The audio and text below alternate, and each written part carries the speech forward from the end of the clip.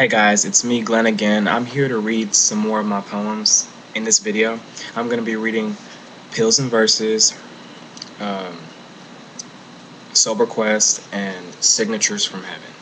So I'm going to start with Pills and Verses, okay? The first poem I'm going to read is Pills and Verses Part 1. Okay. Pills and Verses Part 1, the beginning of the end. Okay. Once upon a time, there was a man named Jack. His life was going nowhere. He had fallen off track. All day long he'd pop pills, 3 every hour back to back, not knowing that he was inducing a future heart attack. Blindly he was sinking into a hole of grave danger. He's been a victim before, to danger he was no stranger. His life was hanging in the balance like coat hangers. Life is way too short and he was shortening his remainder. Jack had no friends, nor did he have emotional support. Every chance that he got to socialize he would always abort. So as usual, he returned to his disgusting but final resort. Pill after poisonous pill, snort after lethal snort. This was too much for Jack, too hard to comprehend. His heart was breaking, these pieces you couldn't mend.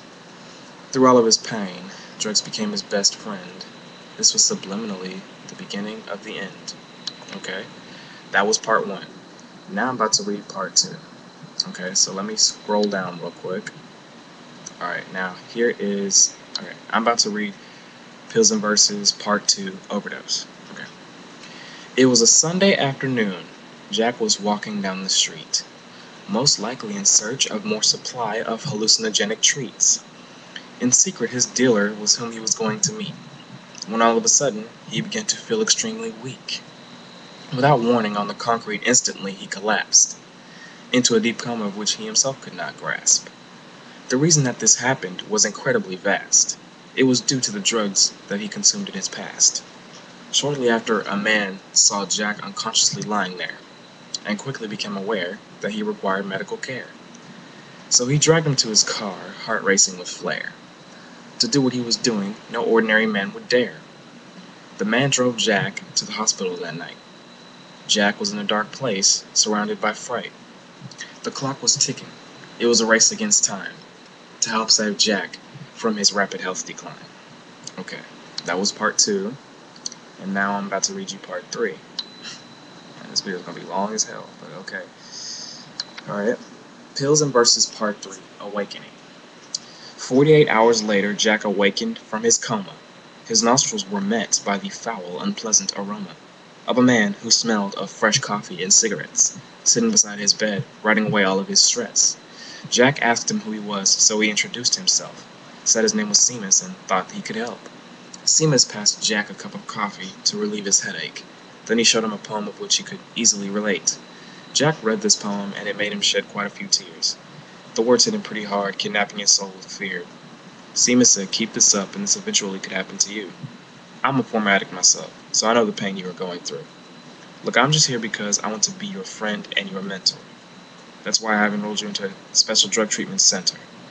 Jack, it was obvious that you were going to die had I not intervened, but I'd be happy to assist you as long as you're willing to get clean." Okay, that was part 3. And now I'm about to read part 4. Okay, so here we go.